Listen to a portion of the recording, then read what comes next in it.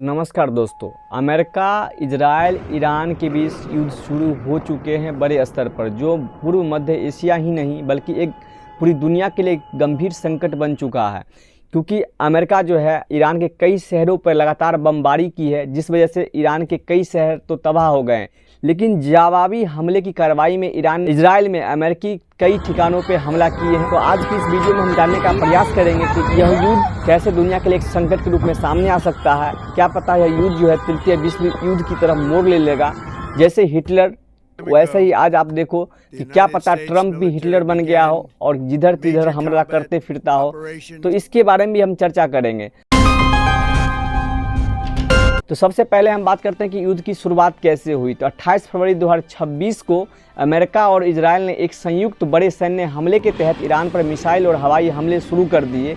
और इस हमले का उद्देश्य माना जा रहा है कि ईरान में नाभिकीय और बैलिस्टिक मिसाइलों के जो प्रोग्राम जो है उसको है डिफ्यूज़ करना है। अमेरिका के राष्ट्रपति डोनाल्ड ट्रंप का कहना है कि इस ऑपरेशन का जो है ऑपरेशन एपिक फ्यूरी कहा गया है, यानी कि जो भी ईरान परमाणु पर काम कर रहा है उसको जो है डिस्ट्रॉय करने की कोशिश अमेरिका किया जा रहा है, अमेरिका के द्वारा और इजराइल के द्वारा, कि आने वाले समय में जो है ईरान परमाणु संपन्न देश न बन पाए। जवाबी कार्रवाई में ईरान ने भी इजराइल में अमेरिकी ठिकानों पर लगातार बमबारी कर रहे हैं और कई ड्रोन से हमले किए गए। अब देखते हैं कि इस हमले में अभी तक में जो कुल लोग मारे गए हैं 200 से अधिक लोग मारे गए, जिसमें आम नागरिक और सिविलियन भी शामिल है और छात्र भी शामिल है, जो बड़ी चिंता का विषय है। और 700 से अधिक लोग अभी घायल हैं। अब देखो, लड़ते कोई और लोग हैं, मरते कौन है? तो सिविलियन लोग मरते हैं, छात्र लोग मरते हैं जिनका कोई कसूर नहीं है। यही है बम का खेल, आज की दुनिया का खेल। अमेरिकी हमलों में ईरान के कई शहरों को तबाह कर दी गई है, जिसमें तेहरान, इफ़ान और तहरीर में भारी तबाही देखी गई है।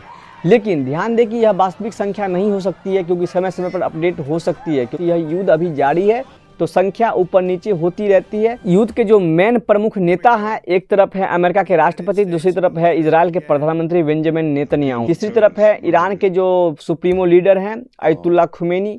अब बात यह है कि इन तीनों पे जो जिम्मेवारी थमी है कि अब दुनिया क्या तृतीय विश्व युद्ध की तरफ मुड़ सकता है या नहीं मुड़ सकता है, ये लोग तीनों में आपस में तय करेंगे। क्योंकि ईरान जब तक झुकेगा नहीं तो ये लोग हमला करना छोड़ेंगे नहीं। लेकिन सवाल ये है कि ईरान पीछे से कई बार झुका नहीं है, तो सवाल ये भी है कि देखते हैं आगे आने वाले भविष्य में कि ईरान कब घुटना टेकता है या फिर लड़ता है अपनी मर्दानगी के साथ, अपने अस्तित्व की लड़ाई रही है। जब अमेरिका इतने हमले कर रहे हैं उसके बाद भी ईरान जवाबी कार्रवाई कर रहा है अमेरिका के खिलाफ और इजराइल के खिलाफ में, तो ये चीज़ तो साफ हो रही है कि ईरान किसी भी कंडीशन में जो है समझौता के पक्ष में नहीं है।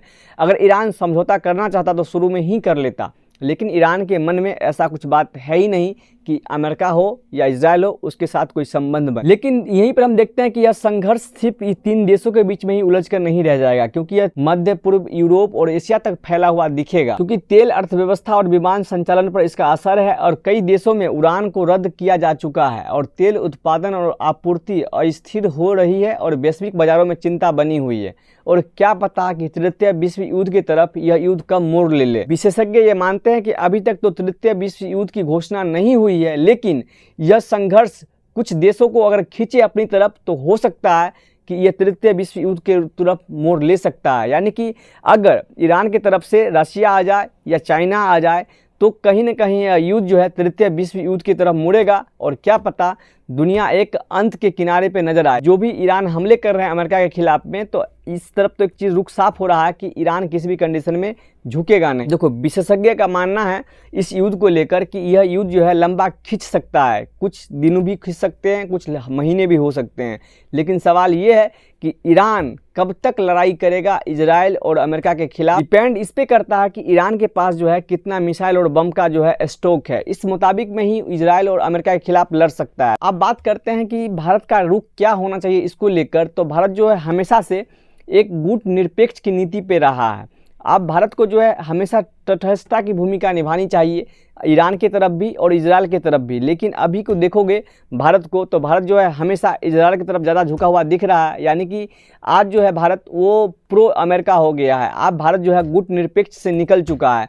आप भले लिखे कुछ भी, लेकिन सच्चाई तो कुछ और है। लेकिन यहाँ पे जो है सबसे बड़ा बात कि भारत देश एक चीज़ की पहल कर सकता है दोनों देशों से, वह शांति की पहल और बात करने की पहल, क्योंकि भारत हमेशा से शांति प्रिय देश रहा है और भारत जो है दुनिया का सबसे बड़ा लोकतंत्र है। भारत का जो है अमेरिका के साथ भी अच्छा संबंध है और इजराइल के साथ भी अच्छा संबंध है। जो इन युद्ध वाले इलाके में फंसे हुए हैं भारतीय नागरिक हैं, उनके लिए भी अपना सुरक्षित स्थान खोज लेना चाहिए, क्योंकि जब तक युद्ध विराम नहीं होता है तब तक कोई भी उड़ान शायद संभव नहीं हो पाएगी आने वाले भविष्य में। आज के समय में जो है यह युद्ध है वह गंभीर वैश्विक संकट बन चुका है और कई लोगों की जानें जा चुकी है और यह संघर्ष सिर्फ 3 देशों का मामला नहीं रह गया है और इसे संभालने के लिए जो है डिप्लोमेसी, कभी भी बातचीत और संयम ही रास्ता हो सकता है। ये ज़रूरत नहीं है कि किसी देश पर हमला करके ही समझाया जा सके। ईरान अगर परमाणु कार्यक्रम को बंद नहीं करता है तो उसके लिए हम बातचीत से रास्ता निकाल सकते हैं, लेकिन सवाल ये है कि किसी के सामने आप कान पे बंदूक रख के ये चीज़ डराओगे कि आप ये चीज़ बंद कर दो, तो ये तो दादागिरी है।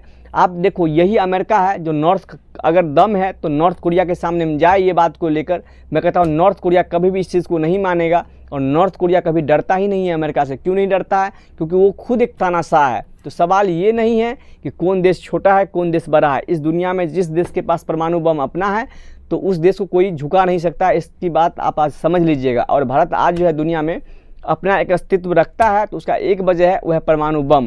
क्योंकि एक समय आप याद रखिएगा 1991 का वही अमेरिका जो भारत पर कभी कितने सैंक्शन लगाए थे, भारत को लोन भी नहीं मिल रहा था।